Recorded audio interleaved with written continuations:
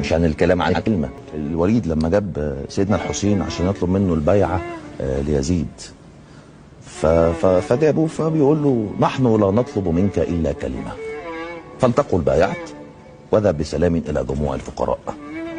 قلها وانصرف يا ابن رسول الله حقنا للدماء. قلها ما أبسطها، ما هي إلا كلمة.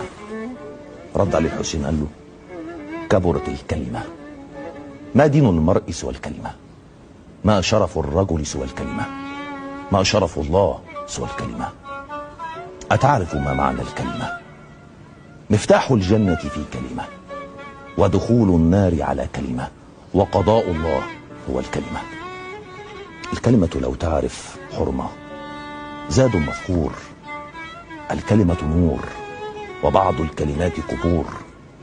بعض الكلمات قلاع شامخة يعتصم بها النبل البشري.